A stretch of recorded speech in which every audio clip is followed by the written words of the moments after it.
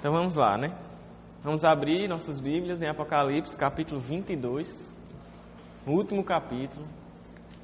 Estamos terminando. Eu acho que quando acabar eu vou chorar. Tanto tempo que a gente está estudando Apocalipse que eu não sei o que fazer depois de acabar o Apocalipse. Tem quando a pessoa assiste uma série assim, aí quando termina aí fica, e agora, o que é que eu faço? É tipo isso. O que é que eu vou fazer depois? Mas vamos lá, né? Apocalipse capítulo 22. A gente vai ler do versículo 1 até o versículo 11. Diz assim: Então, o anjo me mostrou o rio da água da vida, que, claro como um cristal, fluía do trono de Deus e do Cordeiro, no meio da rua principal da cidade. De cada lado do rio estava a árvore da vida, que frutifica 12 vezes por ano, uma por mês. As folhas da árvore servem para a cura das nações. Já não haverá maldição nenhuma. O trono de Deus e do Cordeiro estará na cidade, e os seus servos o servirão. Eles verão a sua face, e o seu nome estará na testa deles. Não haverá mais noite. Eles não precisarão de luz de candeia, nem da luz do sol, pois o Senhor Deus os iluminará. E eles reinarão para todo o sempre. O anjo me disse: Estas palavras são dignas de confiança e verdadeiras. O Senhor, o Deus dos espíritos dos profetas, enviou o seu anjo para mostrar a seus servos as coisas que em breve hão de acontecer. Eis que venho em breve. Feliz é aquele que guarda as palavras da profecia deste livro. Eu, João, sou aquele que ouviu e viu estas coisas. Tendo-as ouvido e visto, caí aos pés do anjo que me mostrou tudo aquilo para adorá-lo. Mas ele me disse: Não faça isso. Sou servo como você e seus irmãos, os profetas, e como os que guardam as palavras desse livro. Adore a Deus. Então me disse: Não cele as palavras da profecia deste livro, pois o tempo está próximo. Continue o injusto a praticar injustiça, continue o imundo na imundícia. Continue o justo a praticar justiça e continue o santo a santificar-se. Amém? Então vamos lá, né?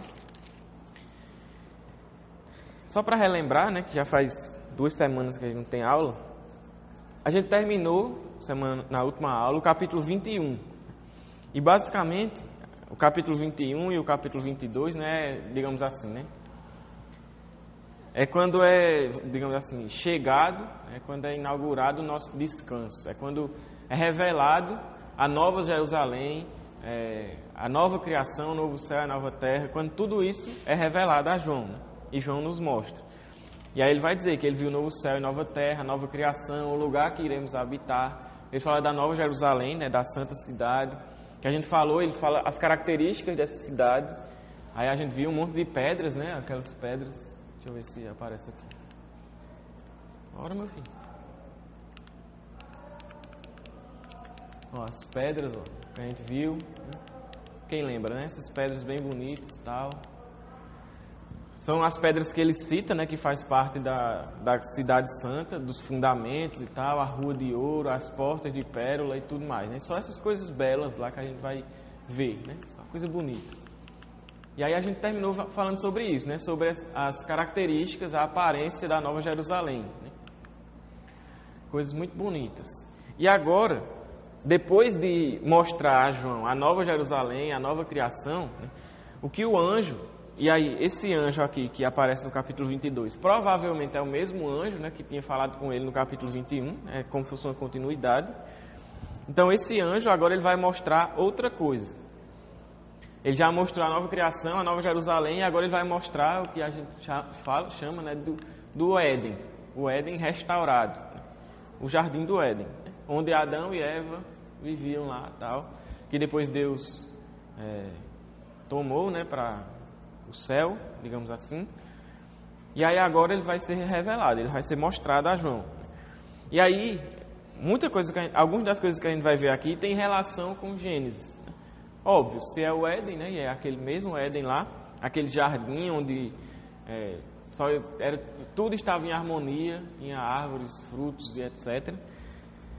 é esse jardim que a gente vai ver agora. Então vamos lá, né? No versículo 1, que a gente leu, ele diz que o anjo mostrou, aí ele vai mostrar a primeira coisa, né, que se via nesse jardim, que era um rio da água da vida, né? Lá em Gênesis capítulo 2, versículo 10, alguém poderia abrir esse texto e ler para a gente, por favor?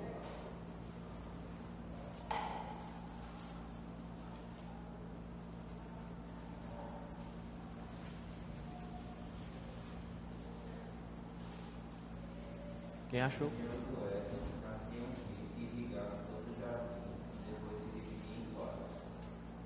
Pronto, só isso. Então lá no Éden, no jardim lá de Gênesis, tinha um rio que irrigava todo o jardim, né? Aquele rio é esse rio aqui, né? O rio da água da vida, né? Claro, aqui é como se, o comentarista até fala, né, que é como se ele tivesse fundido, vamos dizer assim, com essa nova Jerusalém, né, com o céu, com a cidade celestial. Então, aspectos que não eram falados lá em Gênesis, como por exemplo, chamar esse rio do rio da água da vida e relacionar ele com a vida eterna, né? Lá em Gênesis ele não faz isso. Ele diz que tinha um rio, irrigava tudo, ele se dividia em 4, aí vai dizer o nome das 4 divisões do rio, né? Mas aquele rio que ele fala lá em Gênesis é esse rio aqui, né, que irriga todo esse jardim. Esse rio da água da vida, João faz questão de falar dessa questão da água da vida. E isso é algo que, vamos dizer assim, faz parte da literatura joanina, né, de João, porque tanto no Evangelho como na carta dele ele fala sobre a questão de água da vida, vida eterna. Então ele fala sobre isso, né? E aí essa questão de água da vida está relacionado com vida eterna. Por isso que o rio da água da vida é um rio, como tem nos textos, né? É um rio de onde fluirão águas da vida e tal. E Cristo, ele se intitula, né, essa água viva, esse rio. Então, esse rio da água da vida está relacionado com a vida eterna. Representa, simboliza, né, como Hernandes Dias Lopes diz, a vida eterna. E aí esse rio ele flui por toda a cidade, né? por toda a cidade, né? A semelhança do que acontecia lá em Gênesis, que ele fluía e irrigava todo o jardim. Aqui ele flui por toda a cidade. E aí ele diz, ainda no versículo 1, que esse rio ele era claro como um cristal. As suas águas eram cristalinas. Não sei quem já teve a oportunidade de ver lá um rio, ou uma praia mesmo, algum, né, reservatório de água, que as águas são cristalinas. É uma coisa, né, você fica impressionado, assim, você consegue ver tudo, né? Assim, no chão, ver tudo lá. Muito bonito. E a ideia aqui é justamente essa. Tipo, as águas são cristalinas, são claras como um cristal, né? E aí, quando a gente estudou, por exemplo, quando falava sobre o trono e viu o mar de vidro lá, né, a gente viu que essa ideia, o mar de cristal, né, a gente viu que essa ideia de algo cristalino, algo puro, vamos dizer assim, limpo, indica justamente isso, essa pureza, essa, como é que fala? Santidade e glória de Deus. Então, essa água da vida, e a gente consegue relacionar isso porque justamente a gente entende, ele vai falar, né, de onde vem esse rio. No versículo 1 ainda, ele diz que esse rio vem do trono de Deus. Então, se a gente relaciona esse rio com a vida eterna, vida abundante, né, e partindo do trono de Deus, e Deus é santo, puro, glorioso, então, consequentemente, esse rio, né, apresenta também essas características. Então, esse rio, que é claro como um cristal, simboliza a vida eterna, essa vida abundante que vem da parte de Deus, né? Ele flui, vamos dizer assim, a sua nascente é o trono de Deus. E esse rio vai, como ele vai falar no versículo 2, ele passa, né? Ele sai do trono de Deus e do Cordeiro. E é uma coisa interessante porque aqui João fala que é o trono de Deus e do Cordeiro, né? É o trono dos dois. Lá no capítulo 4 ele diz que viu alguém assentado no trono. Depois no capítulo 5 ele fala do Cordeiro, né, que estava no meio do trono. E agora ele diz, né, que o trono é de Deus e do Cordeiro. Então Cristo e o Deus, né, a Trindade, mas o Filho e o Pai são corregentes, vamos dizer assim, né? Eles governam juntos toda a criação, toda a história. E aqui, né, por toda a eternidade. Por isso que é o trono dos dois, né? Aí esse rio, ele sai desse trono, a sua nascente, né? Esse trono, ele é cristalino, glorioso, puro, águas puras, né? Que simbolizam a vida eterna. Porque está tão difícil, né? E aí ele vai falar no versículo 2, né? Na primeira parte do versículo 2, que ele passa pelo meio da cidade, né? Pela rua principal da cidade. A ideia, essa rua que ele fala, é a mesma rua que ele fala lá no versículo 21, do capítulo 21 do Apocalipse, quando ele diz, né, que a rua principal da cidade era de ouro puro, como vidro transparente e tal. Então, essa rua principal que ele fala aqui no versículo 21 é essa mesma rua aqui que flui, por onde flui esse rio, né? Esse rio de águas claras, cristalinas. Então, imagine, tipo, toda cidade, né, vamos dizer assim, toda cidade ela tem uma rua principal, né? Mesmo cidade grande tem uma rua que é principal, por exemplo. Vamos pensar, por exemplo, numa cidade pequena, que é mais fácil de imaginar. Cajá, por exemplo, né? Tem aquela, a BR é a rua principal lá. Então, imagine que, vamos fazer uma imaginação aqui, aquela rua lá do Cajá é de ouro, brilhante, tal, e ali passa um rio naquela rua principal, claro, com águas cristalinas que, como é que fala? Irriga, né, que fornece vida para toda aquela cidade, para todo aquele lugar, né? Essa é a ideia. Um rio que passa pela rua principal, e ele faz questão de dizer da rua principal, porque justamente a rua principal é a rua que, digamos assim, conecta todos os lugares da cidade. Então esse rio passando ali, ele vai justamente irrigar, né, fornecer vida, água para todos os lugares da cidade, né, dessa cidade santa. Então esse rio passa por essa rua principal, que é essa mesma que ele fala no versículo 21, que é rua de ouro, né, e tal. Então é uma coisa que é difícil de imaginar, né, porque não tão difícil, mas assim, você fica tentando imaginar, montar essa imagem dessa cidade na sua mente. De qualquer forma que você pense isso e imagine isso, é uma coisa bonita, né, gloriosa, grandiosa, bela, né? Justamente porque essa é a imagem que João viu. Isso é o que João viu e ele quer relatar, né? Então esse rio passava pelo meio da cidade, pela rua principal. É como eu disse, esse rio simboliza a vida eterna, né? A vida abundante que Jesus disse que veio nos dar, e aqui de forma plena, né? No céu. Ele passando pela rua principal é justamente a ideia de que todos os habitantes dessa cidade têm acesso a isso. Podem ter essa vida eterna, essa vida abundante. Essa é a ideia que João está tratando aqui, né, através dessas imagens.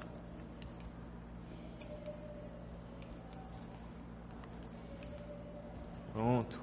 Agora, a segunda coisa que ele vai falar, primeiro ele está falando do jardim, né, do Éden restaurado, como a gente falou. Aí ele apresenta a primeira coisa desse Éden, que é o rio da água da vida, né, esse rio que irriga toda a cidade. Agora ele vai apresentar outra coisa que tem no Éden, né? Que é a árvore da vida. No versículo 2, né, ele vai dizer, né, de cada lado do rio estava a árvore da vida.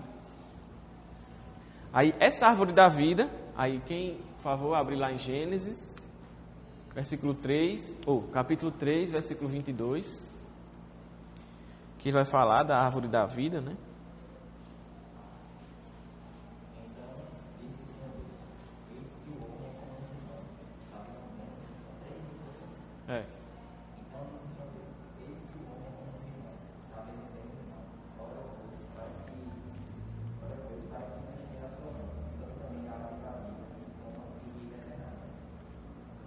Pronto, então, no jardim do Éden tinha várias árvores, né? Aí tinha duas que são citadas na Bíblia, que são duas árvores especiais, vamos dizer assim. Talvez nem sejam especiais, né? Mas vamos dizer que sim.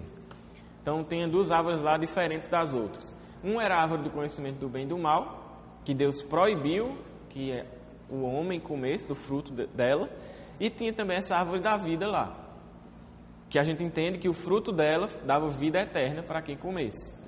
E o interessante é que Deus não proibiu que eles comessem da árvore da vida eterna, né? Do fruto da vida eterna.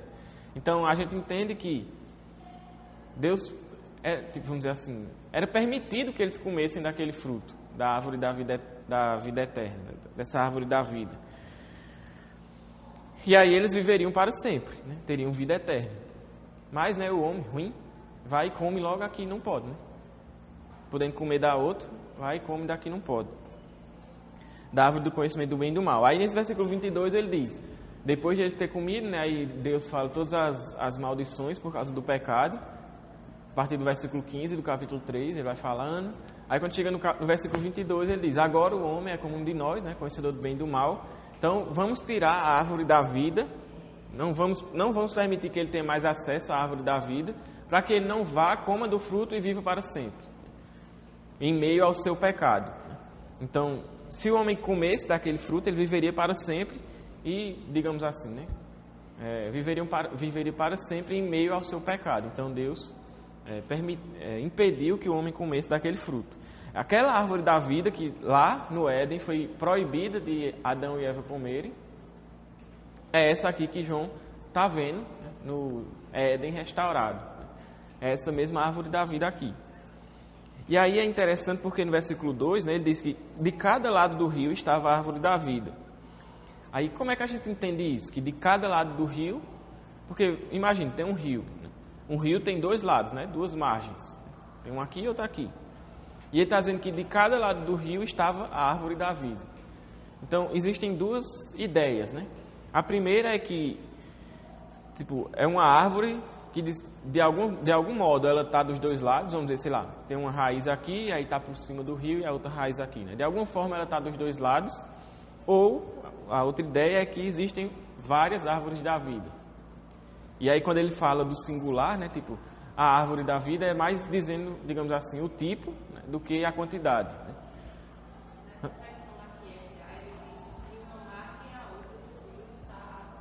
Pronto, então, essa é a primeira ideia, né? Isso, é a primeira ideia. Aí, poderia ser que a árvore estava no centro, o rio, né, passasse assim, ou então, né, não sei. Só João sabe que foi o que ele viu, né? Mas só que a árvore não estava impedindo o rio de passar, né?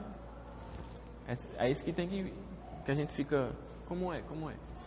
Aí alguns dizem que são várias árvores e quando ele usa o singular aqui, é para dizer, por exemplo, sei lá, diz assim, eu tenho uma plantação, né? Aí, tu planta o quê? Não, eu planto, lá é pé de acerola, só que tem vários, né? Só que ele só fala como se fosse isso, né? Eu, particularmente, prefiro acreditar que é só uma, né? Mas isso não faz muita diferença, né? A pessoa não vai discutir por causa de quantas árvores da vida tem, isso não muda muito. Mas porque justamente ele usa o singular, né? A ideia parece que ele está falando de uma específica, que seria a que tinha lá no Éden, né?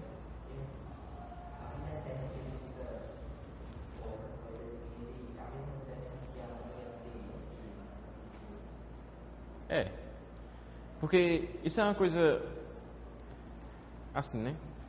Quando a gente estuda teologia sistemática, a gente entende, principalmente quando a gente vai falar sobre as alianças, né? A gente entende que a primeira aliança que existiu foi a aliança de Deus com Adão, que a gente chama de pacto das obras, que seria o quê? Como é que fala? Deus fez uma aliança com Adão, criou ele ali, fez tudo aquilo, né, para Adão, tal, e só deu a ordem que ele não deveria comer daquele fruto. Se ele obedecesse aquilo, ele passaria de uma situação de que, é como se ele tivesse assim, ele está num estado aqui, né, que a gente chama de posso não pecar, ele tem a possibilidade de não pecar.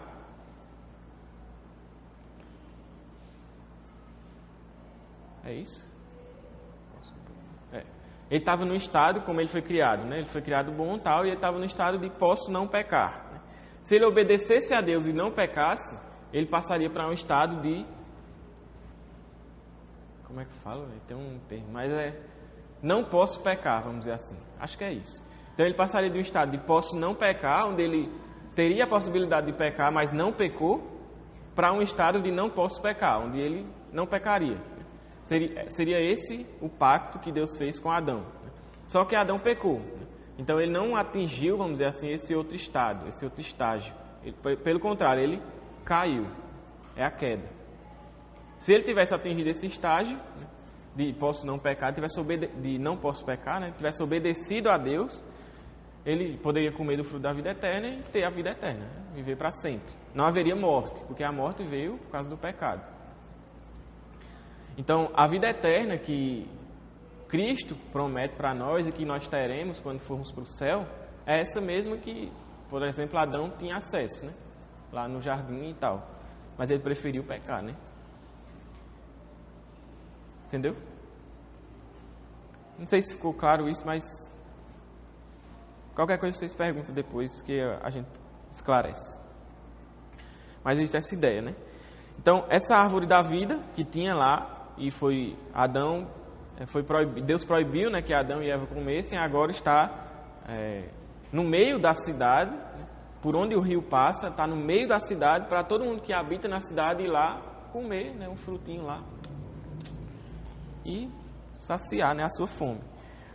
E aí é interessante porque ele diz, né, que... Por que está tão difícil?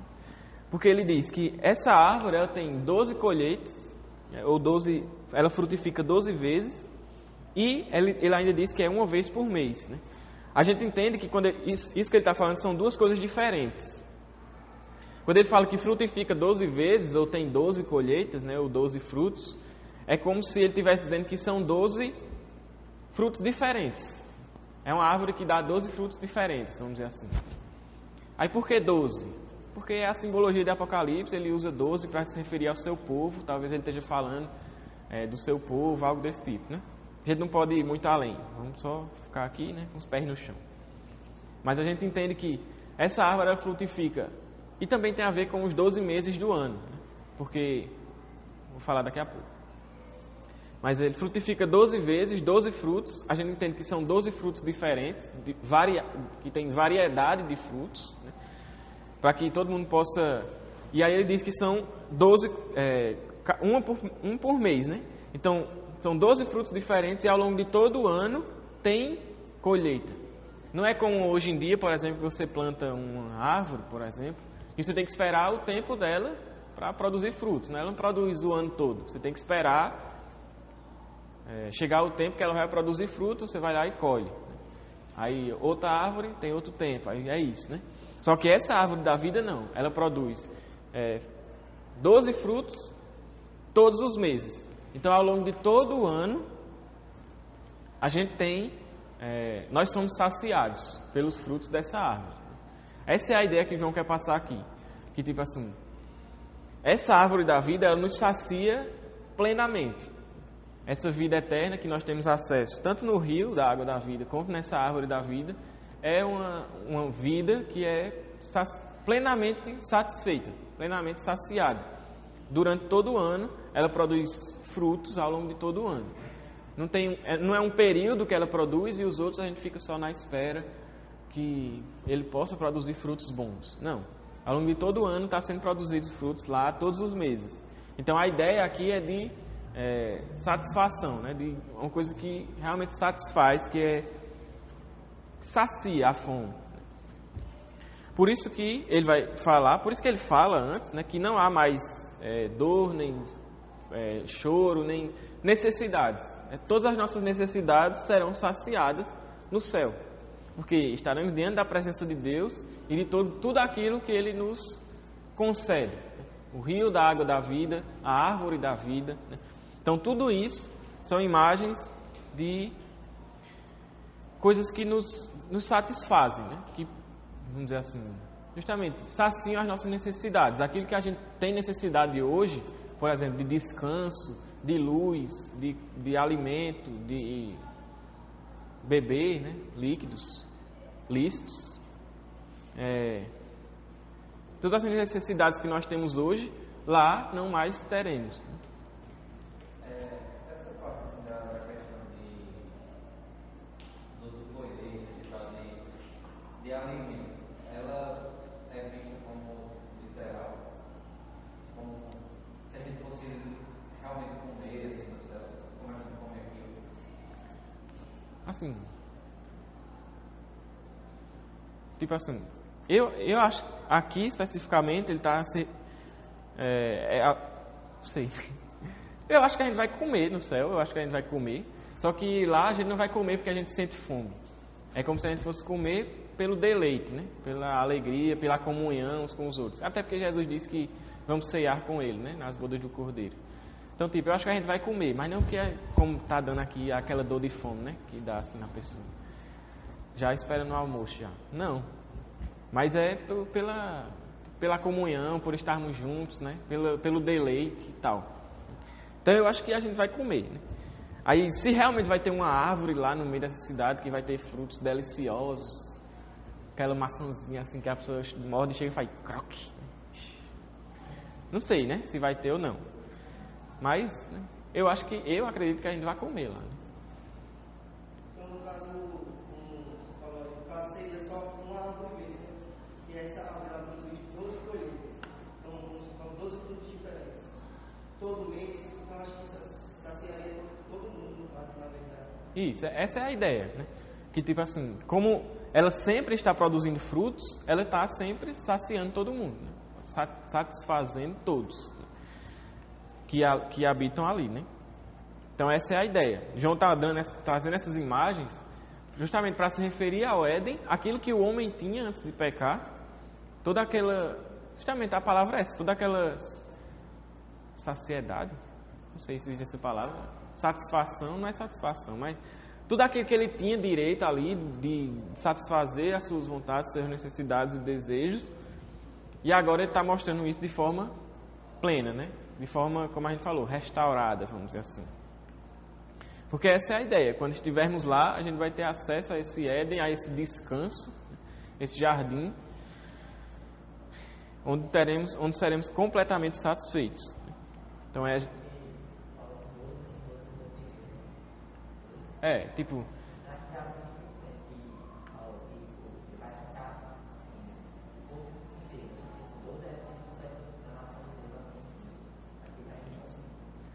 Isso. Justamente, tipo, quando ele fala 12, né? Tipo, a gente... Porque ao longo de todo o livro de Apocalipse, 12 está relacionado com o povo de Deus, né? Porque quando ele fala os 12 patriarcas, não, os 12 pais das tribos, né? As 12 tribos e os 12 apóstolos, né? Então ele está se referindo sempre com o número 12 ao povo de Deus. A gente pode entender também aqui que o 12 se refere a essa satisfação do povo de Deus e também a ideia dos 12 meses do ano, né? Que simboliza o ano inteiro, né? Como ele fala, um por cada mês. Então, tipo, a ideia é que ele trata do ano inteiro, então em todo momento, né, nós temos acesso a isso. Não vai ter nenhum momento em que a gente não vai ter frutos nessa árvore da vida, né? Vamos dizer assim. Tempo? Não, é eternidade.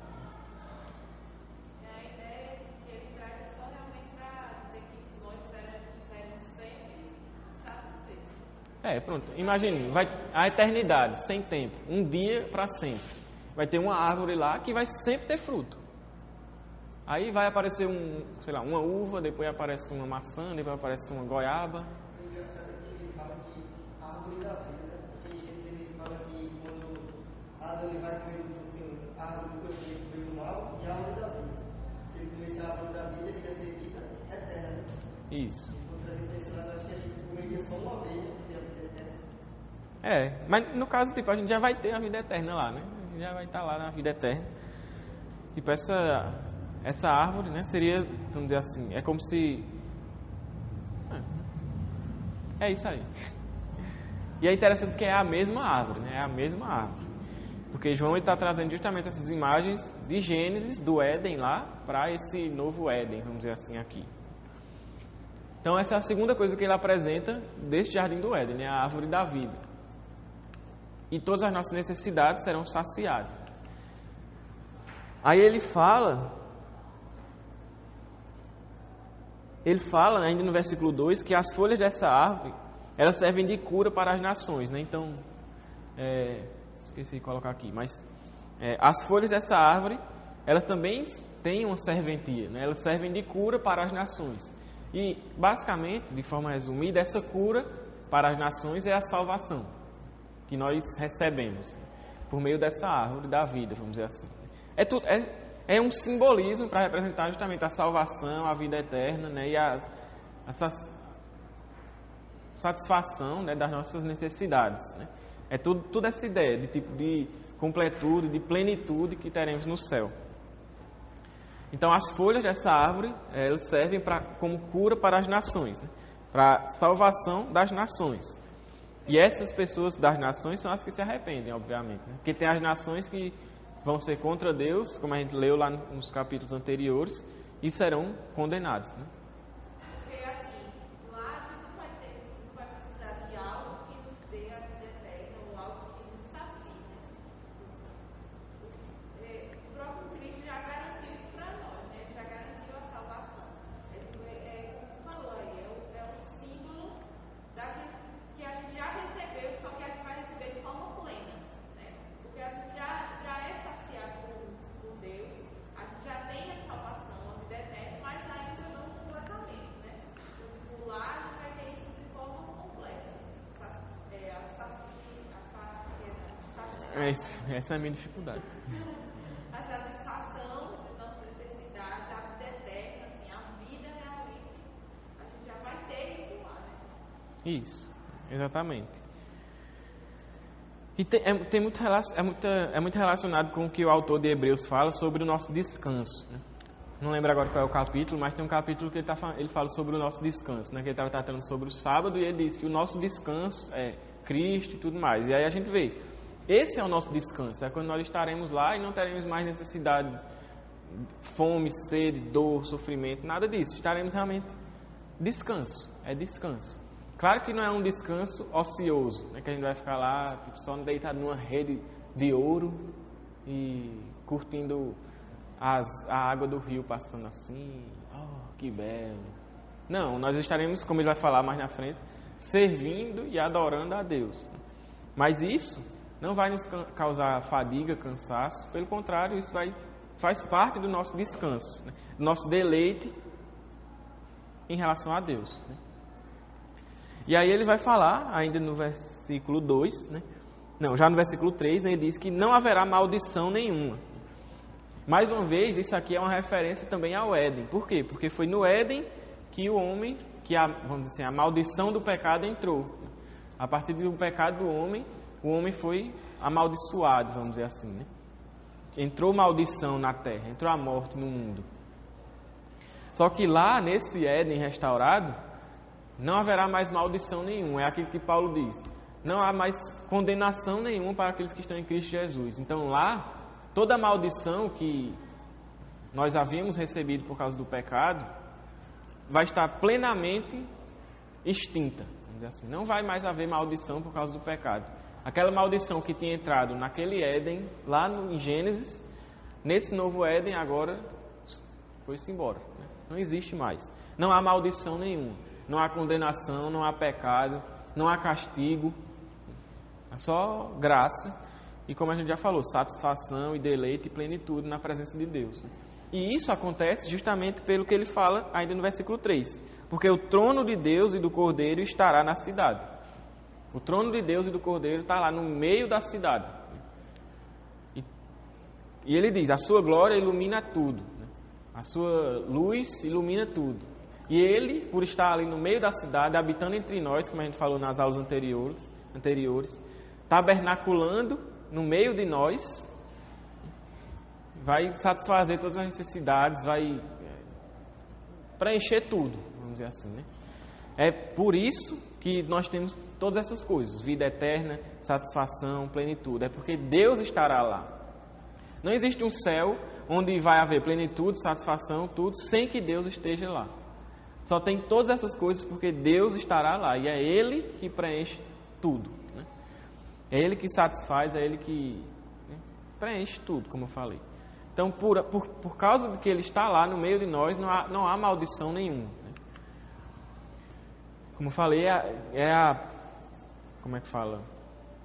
Vamos dizer assim, né? É a plenitude dessa salvação que nós recebemos, né? É aquilo que a gente fala. Hoje em dia a gente vive no já e ainda não, né? Já e ainda não. Só quando chegar lá é o já e já. Pronto, porque tudo vai ser plenamente realizado ali e tal. Então é isso, essa é a ideia. E aí essa maldição que eles referem é, como eu falei, é a maldição da queda, né? Do pecado. Então essa maldição será totalmente extinta, não vai ter resquícios da queda mais em nós, né? Porque fomos plenamente salvos, vamos dizer assim, dessa maldição. Não há mais condenação, não há mais resquícios, como é que fala? Sequelas, né? Não há mais sequelas disso. Quando eu criei o Adão, o Adão, aí ele falou ele disse para Adão guardar e para o jardim.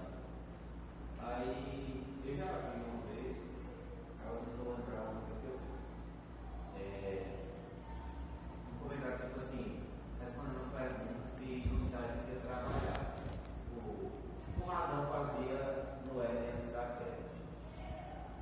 Aí, tipo, será que vai existir essa parte assim, de cultivar esse jardim? Não de desenvolver, vai ser tranquilo, né? Mas tipo, assim, de fazer alguma coisa. Assim, eu particularmente acredito que sim. Porque tipo, a gente não vai ficar lá, né? Só, como eu disse, relaxando e tal. A gente vai trabalhar, só que vai ser um trabalho, não é como o nosso trabalho é hoje.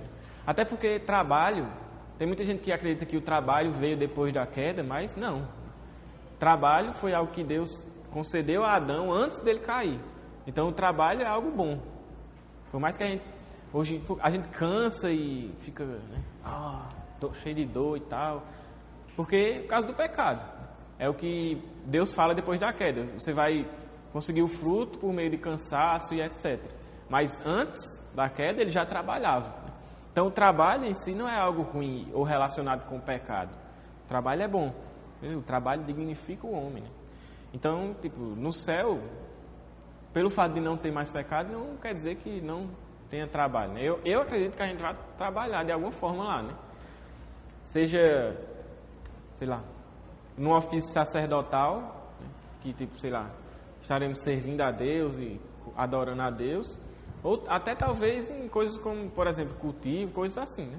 Não sei como será lá, mas eu acredito que sim. A gente vai ter um trabalho lá.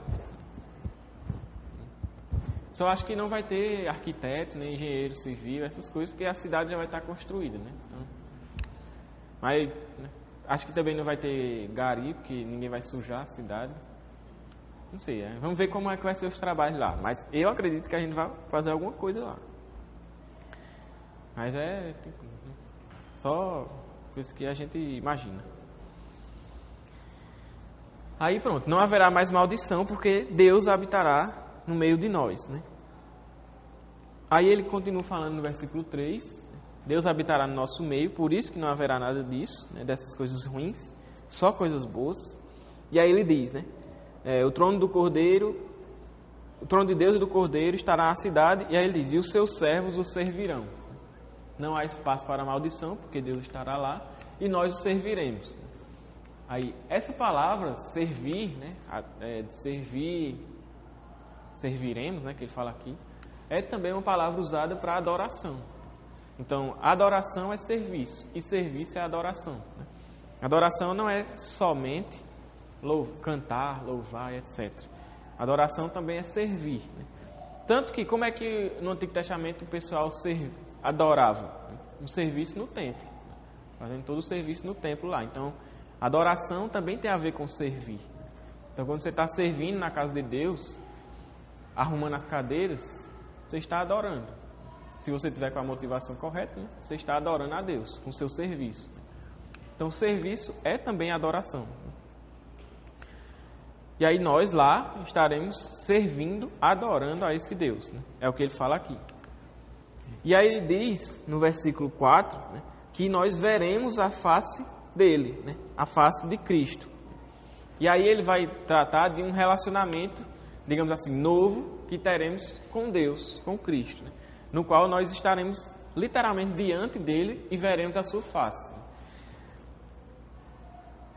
A gente acredita, né, que não veremos Deus diretamente, o Pai, mas veremos Cristo. E como a Bíblia diz, Jesus é a imagem do Deus invisível. Jesus fala, né, ninguém jamais viu ao Pai, a não ser o Filho, né, ele que viu. E aí ele diz que ele é a imagem desse Deus, ele mostra esse Deus. Então, ao vermos Cristo, veremos Deus, o Pai. Mas eu acredito que a gente não vai ver o Pai, Deus, assim. A gente vai ver a sua glória, a sua majestade, mas não vê-lo. Né? Até porque ele diz, né, para Moisés que ninguém consegue ver sem morrer, né? Aí eu não sei como é que vai ser isso, né? Se Moisés viu só um brechinho das costas assim, já ficou, né, coisado. Então, mas nós veremos Cristo face a face. É isso também que Paulo fala lá em 1 Coríntios 13, né? Quando ele diz que o conheceremos como ele nos conhece. Nós veremos Cristo face a face na nossa frente, o nosso Salvador, assim, Jesus. Quero ver como é o rosto de Jesus, assim. Quero ver. Negócio mais legal, né? Então nós veremos ele face a face, né? E ao vermos ele, contemplaremos o Pai. Né? É o que ele mesmo diz, né? Quem vê a mim, vê o Pai. E é por isso que ele diz, veremos ele, né? Veremos a sua face.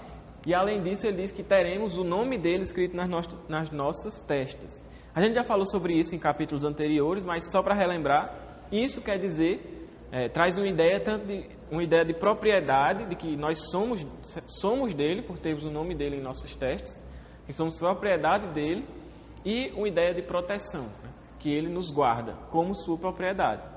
Então, essa ideia de termos esse nome dele sobre nossos testes é aquilo que diz, nós seremos o seu povo e ele será nosso Deus. Somos propriedade dele e ele cuida de nós, ele nos guarda. Então, é isso que ele quer falar. E aqui ele está mostrando como eu falei, esse novo relacionamento que teremos com Deus. Algo íntimo, de ver a face de Cristo, a face de Deus. E de sermos literalmente o seu povo e ele o nosso Deus. É esse relacionamento mais íntimo do que qualquer momento que tivemos aqui na Terra. É algo realmente que estaremos ali diante dele. É esse novo relacionamento que o anjo aqui revela a João, né? Em que estaremos diante dele, veremos a sua face e seremos o seu povo. Novo relacionamento com Cristo, né? Com Jesus. E aí ele continua falando no versículo 5, né, que não haverá mais noite, é algo que a gente também já falou no capítulo 21, né? Não haverá mais noite, e nós não precisaremos mais de luz de candeias, de lâmpadas, né, como ele fala aqui, nem da luz do sol, porque o próprio Deus é que iluminará tudo. Mais uma vez ele traz a ideia de que por Deus habitar no meio de nós, está ali habitando em nosso meio, não teremos necessidade de nada, das coisas que temos hoje, né? Porque, por exemplo, o que é a escuridão? É a falta de luz. Então, lá não terá mais falta de luz. Lá só tem luz. Porque Deus é luz. Então, só vai ter glória de Deus iluminando tudo. Então, não vai ter mais noite, não vai ter escuridão, não vai ter sombra, não vai ter uma parede assim, onde a gente se esconda no escuro, não. Vai ser luz, né? Tudo nítido, tudo iluminado por Deus.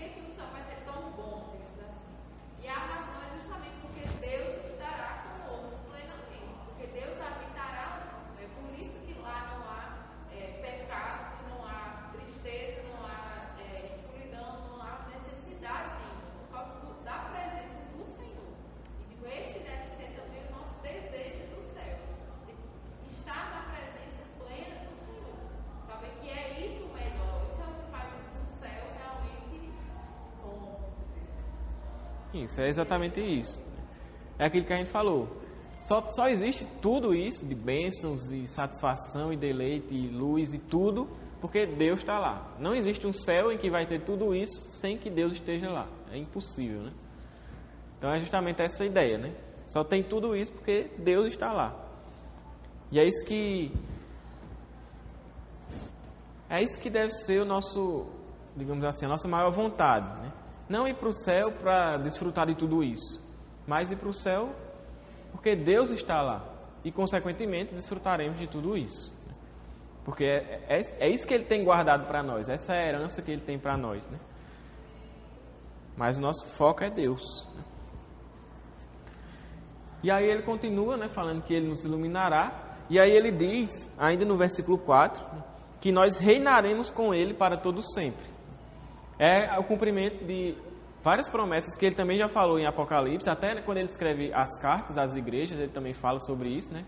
Que receberemos a estrela da manhã, que reinaremos com Ele, assentaremos no seu trono juntamente com Ele.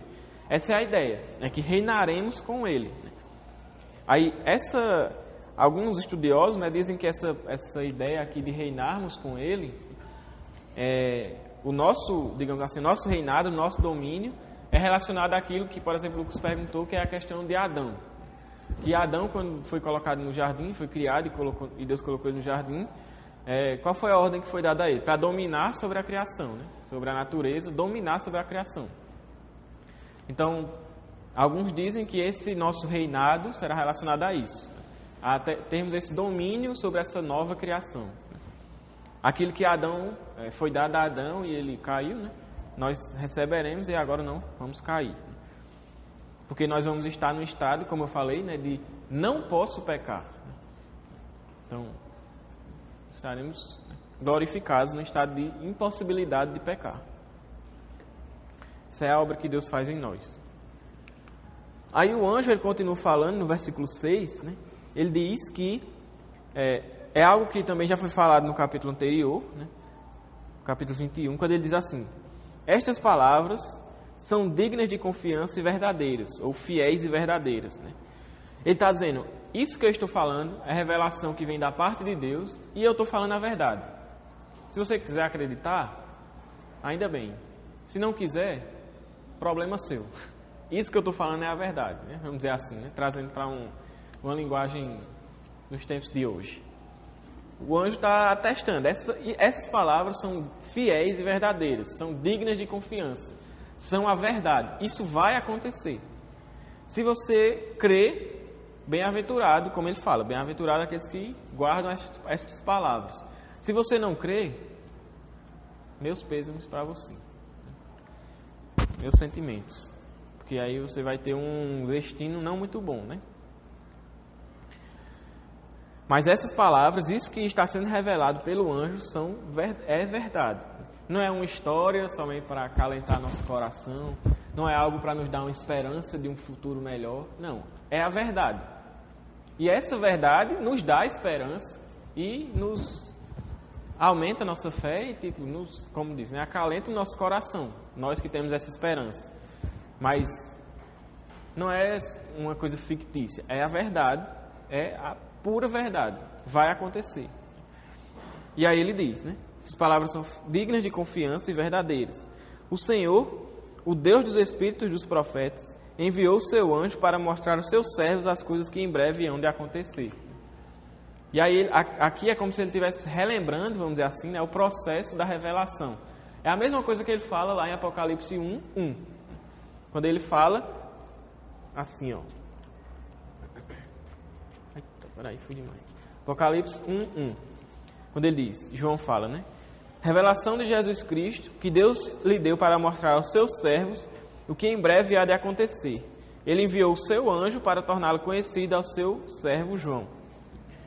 Aí quando a gente estudou o capítulo 1, versículo 1, a gente viu que essa revelação vem da parte de Deus para Cristo. Cristo comissiona o anjo e o anjo revela a João. E João escreve Apocalipse. Esse é vamos dizer, o processo da revelação.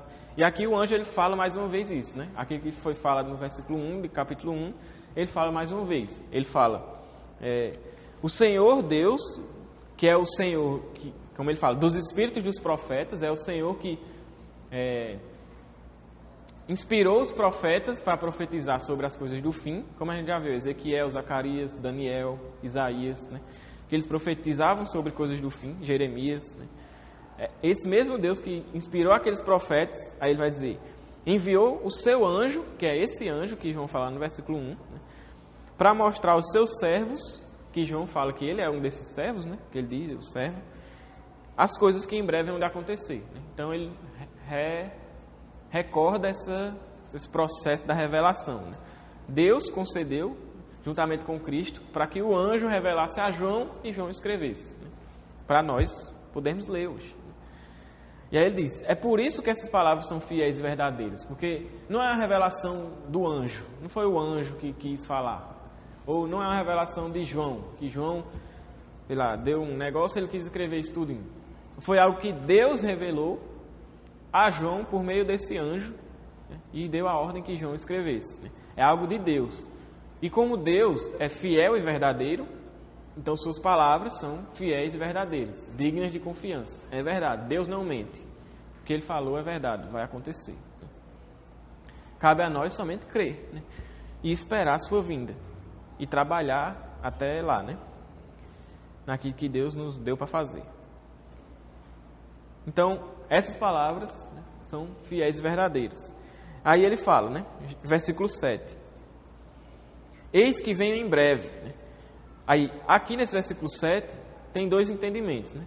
Ou é Jesus que aparece e fala isso, eis que venho em breve, ou é o anjo que fala, entregando uma mensagem de Cristo. Pelo que acontece depois, né, eu prefiro pensar que é o anjo falando uma mensagem de Cristo, porque depois vai dizer que João se prostra diante do anjo, né?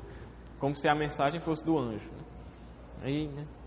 Mas, né, não tem, como eu falei, é mais uma coisa que não tem problema acreditar diferente. Né? É só uma interpretação diferente. Que fica aberto, né? Aí ele diz, eis que vem em breve. Isso é Cristo que vem em breve. Né? Seja uma mensagem entregue pelo anjo, ou seja o próprio Cristo falando, quem vem em breve é Jesus. Né? Então ele diz, Jesus vem em breve. Ele vem em breve. E aí ele diz, bem-aventurado ou feliz é aquele que guarda as palavras da profecia deste livro. Então, é verdade que Jesus está vindo. Ele está vindo e ele vem em breve. Feliz, bem-aventurado, abençoado é aquele que crê nisso. Guardar as palavras da profecia desse livro é ler, crer, guardar no coração e viver por meio disso. É guardar, realmente, guardar. Não é guardar no sentido de deixar numa caixinha e deixar lá. Mas é guardar como aquilo que é mais precioso para você, por exemplo. E você está lá com aquilo sempre. Sempre guardando aquilo. Essa é a ideia, guardar as profecias desse livro. Tudo, e quando ele diz as profecias desse livro, é tudo que foi revelado. Desde o capítulo 1, desde a exortação às igrejas, desde a visão do trono, desde os selos, as trombetas, as taças, a besta, o anticristo, as duas testemunhas e tudo que foi revelado, nós devemos guardar isso e entender e conseguir discernir os tempos em que vivemos. Assim seremos bem-aventurados, abençoados, porque nossa esperança, que é o que esse livro nos traz, Apocalipse nos traz, nossa esperança da vida eterna, do céu, da Nova Jerusalém, em breve virá, né? Se concretizará, é o que ele fala. Jesus em breve virá. Aí no versículo 8, João ele fala, né? Eu, João, sou aquele que ouviu e viu estas coisas. Então ele está dizendo, fui eu que vi e ouvi tudo isso. Não foi ninguém que me contou, não. Fui eu que vi, que tive essas visões, né? Ele diz que viu tudo isso. E aí ele diz que quando ouviu e viu essas coisas, essa revelação, né? E essa mensagem entregue pelo anjo, ele diz que caiu aos pés do anjo. E aí ele diz, ele não simplesmente caiu aos pés do anjo, mas ele diz que caiu aos pés dele para adorá-lo. Então João quase, né, que dá uma vacilada aí. João quase comete idolatria. Né? Ele caiu aos pés do anjo para adorar o anjo. Isso é idolatria, porque não é Deus. O único que merece ser adorado é Deus.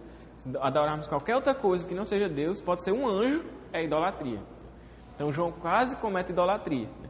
Ele se prostra diante do anjo para adorar, ele mesmo diz, né? Para adorá-lo. João não... Porque ele poderia ter colocado, né? Não vou botar que eu ia adorar ele, senão o povo vai achar que eu ia idolatrar. Mas ele botou. Cair diante do anjo para adorá-lo.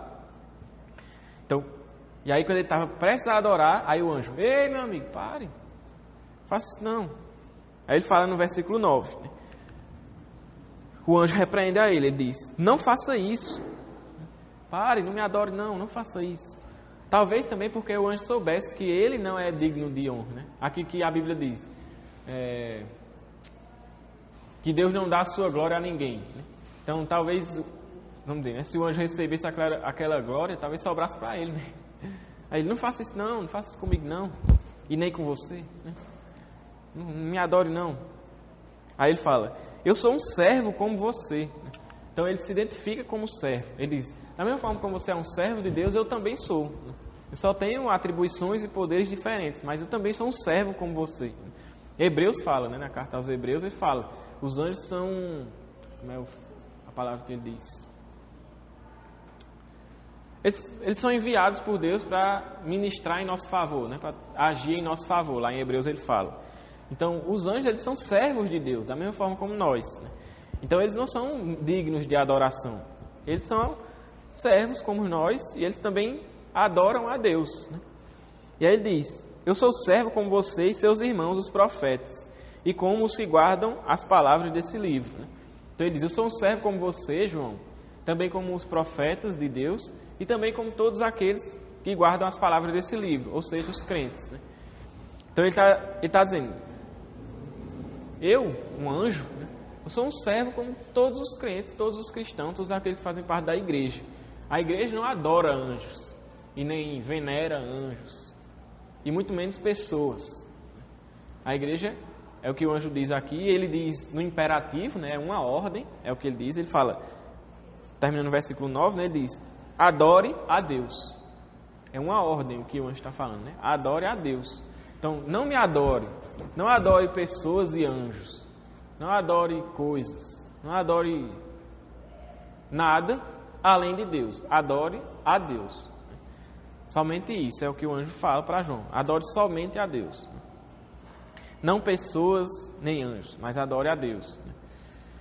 Então, se você estiver lá orando, no fogo, aquela oração assim, fervorosa, e de repente aparece um anjo do Senhor, e começa a revelar as coisas de Deus para você, igual fez com João, né? Não adora esse anjo, não. Diga assim, tá bom, anjo. Aí adora a Deus. Certo? Adore somente a Deus. Então, o anjo ordena que João adore a Deus, né? Aí ele continua falando no versículo 10, né? Ele diz assim, não cele as palavras da profecia deste livro, pois o tempo está próximo. Como se ele estivesse assim, João, tudo isso que você está vendo e ouvindo, não guarde segredo, não faça segredinho não guarde para você não. Não cele as palavras desse livro, é o que ele está falando, né? Não deixe selado, mas, vamos dizer assim, abra o rolo, né? Revele isso. Escreva e revele às outras pessoas aquilo que foi revelado a você. Aí por quê? Porque o tempo está próximo. Aí a gente pensa, né? Se na época de João, a gente entende que é por volta do ano 95, né? Que ele escreveu isso aqui, depois de Cristo. Jesus estava dizendo que o tempo está próximo, mas já passou 2000 anos quase, e ele ainda não veio. Como é que o tempo estava próximo? É aquela ideia. A gente não sabe quando Jesus vai voltar. Para nós, pode ser a qualquer momento. Para nós pode ser daqui a 5 minutos. Pode ser amanhã. A gente não sabe. Só o Pai sabe, só Deus sabe a hora que Ele marcou lá para que Jesus voltasse. Então, querendo ou não, a sua volta é iminente. A qualquer momento Ele pode aparecer, como a Bíblia diz, como um piscar de olhos. Então, a gente não sabe, a gente não tem como dizer, vai ser tal dia, então até na semana ali eu faço as minhas coisas, quando chegar na semana eu vou ser um crente bom para poder ir para o céu. Não tem isso. A volta de Cristo é iminente. Seja nessa época aqui de João, seja hoje. A volta de Cristo é iminente. E quando a gente olha os sinais que acontecem no mundo, a gente vê que realmente é totalmente relacionado com aquilo que Ele mesmo falou. Por exemplo, lá em Mateus capítulo 24 e também até em Apocalipse, né? Tem tudo a ver com isso, né? Então a volta de Jesus ela é breve, ela é iminente. E por mais que tenham se passado 2000 anos, a Bíblia diz que para Deus 1000 anos são como um dia. E um dia como 1000 anos. Então para Deus, esse 2000 anos só é para a gente. Imagino que para Deus é como se tivesse passado 2 dias.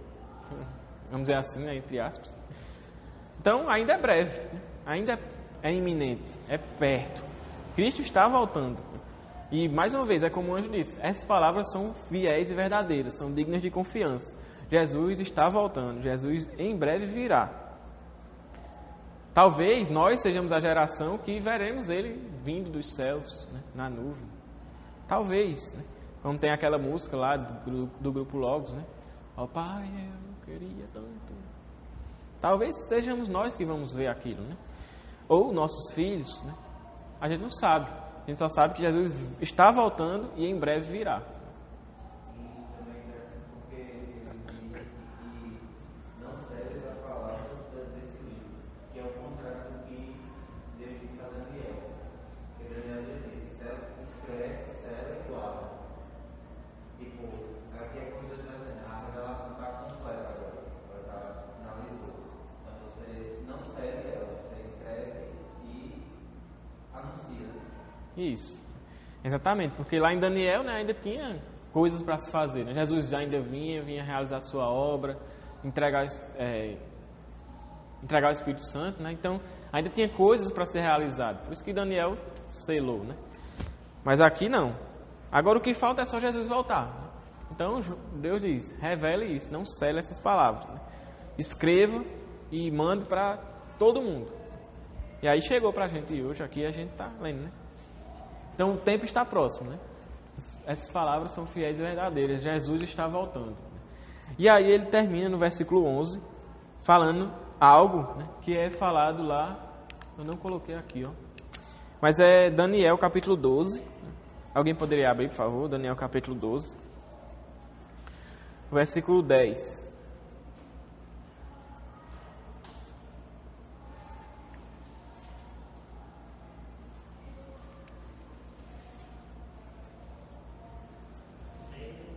É 10.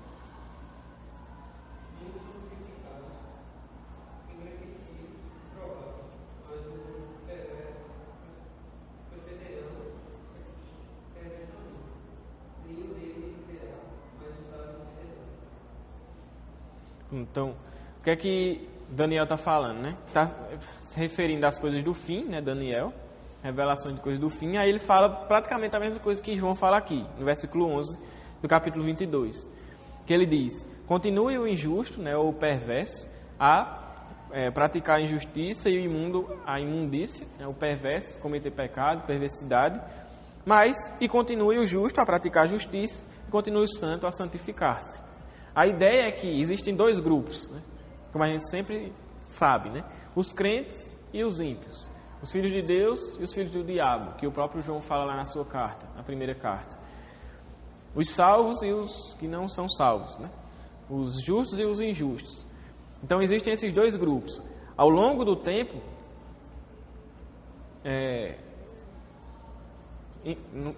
como é que fala? Na iminência da volta de Cristo, né? No período em que vivemos, o grupo dos injustos, dos pecadores, a sua natureza é continuar a se sujar, é continuar a praticar pecados.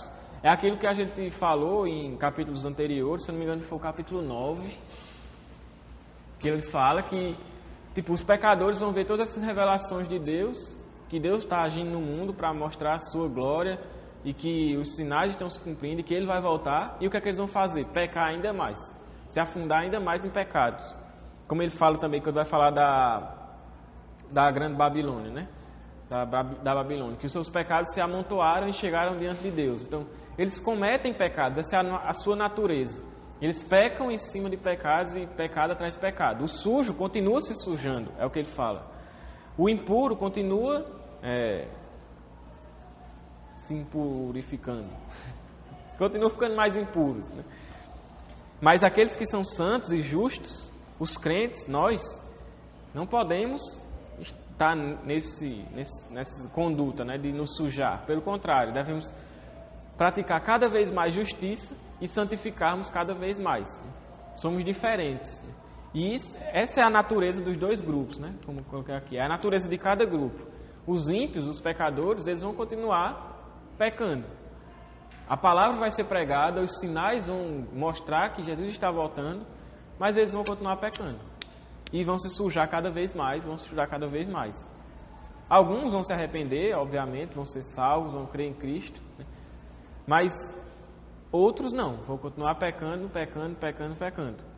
Pelo contrário, os crentes vão continuar se santificando, buscando a Deus, crescendo em santidade, buscando ser semelhantes a Cristo. Os apóstolos, eles não pensam como eu não consigo entender direito, porque é meio complexo essa questão dos apóstolos. O cristão de verdade, depois vai ser salvo, essa pessoa que como Jesus fala, né, que as pessoas saem demônios e tal, vai entrar no Cristo. Os apóstolos estão aqui nesse meio, né, dos imundos e tal. São aqueles que, como diz lá em Hebreus, né, eles provaram das coisas do poder do Espírito, provaram das coisas que a gente vê na igreja, mas deliberadamente viraram as costas e decidiram não mais viver isso. Se eles eram crentes e, vamos dizer assim, né, caíram, ou se eles nunca foram crentes, somente estavam ali no meio, né, isso depende, tem aquelas questões, né, das duas visões lá. Mas a ideia é que eles participaram de coisas da igreja, eles viram que isso é verdade.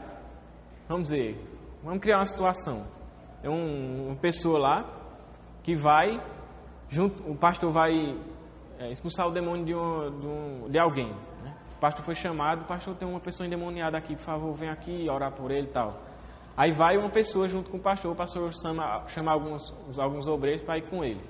Aí chega lá, o pastor ora, né? O pessoal ora e tal, o demônio sai. Todo mundo glorifica a Deus, a pessoa é salva, a família é salva, glória a Deus. Aí uma dessas pessoas que estava com o pastor seria uma dessas pessoas, né? Ele viu que aquilo é verdade. Ele viu que é verdade o poder do Espírito Santo. Ele viu que é verdade a existência de demônios e essa realidade espiritual. Ele viu que Deus é poderoso, que o nome de Cristo tem poder e autoridade sobre os demônios. Ele viu tudo isso. Ele vai à igreja, ele escuta a pregação do Evangelho. Ele vê que o Evangelho é verdadeiro, que salva pessoas e que muda a vida de pessoas. Mas, sabendo que tudo isso é verdade, vendo tudo isso, ele decide não... em algum momento da sua vida, ele simplesmente não quero e sai. Particularmente eu, não sei se eu devia falar isso. Particularmente eu acredito que essa pessoa nunca foi salva, né? Vamos dizer assim. Ela participava das coisas, ela via realmente o poder de Deus, ela via as coisas acontecendo, ela atestava que aquilo era verdade, mas simplesmente decidiu negar aquilo.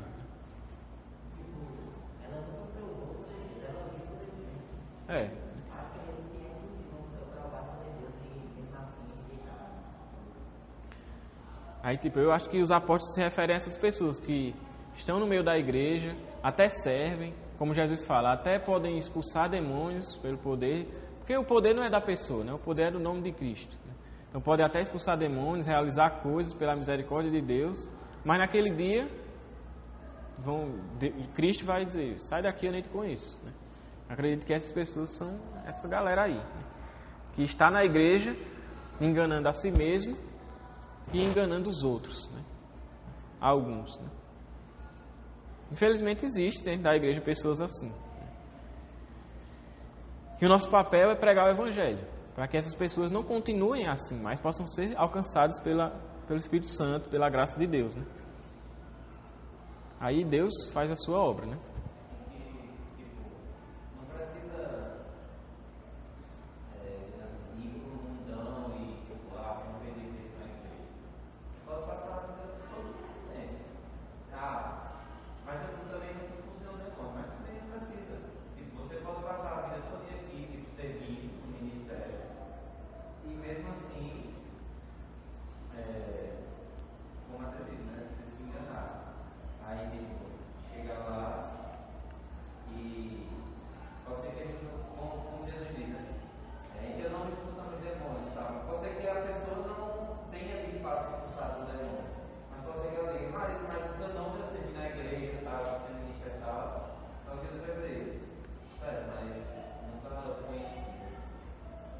isso. Então, por isso que a gente precisa, né, crer em Cristo, se apegar a Cristo e ser como esse segundo grupo, né, que ele fala, que se santificam cada vez mais, porque como ele diz lá em Hebreus, sem santificação ninguém verá o Senhor. E como Jesus fala, os puros de coração é os que verão a Deus. Né? Então nós precisamos ser esse grupo, né, que se santificam, que se purificam, que glorificam a Deus, que adoram a Deus e servem a Deus. Né? Amém? Então com isso a gente encerra a aula de hoje. E aí, se Deus quiser, semana que vem a gente termina Apocalipse. Eita. Amém? Vamos orar? Tchau, galera de casa.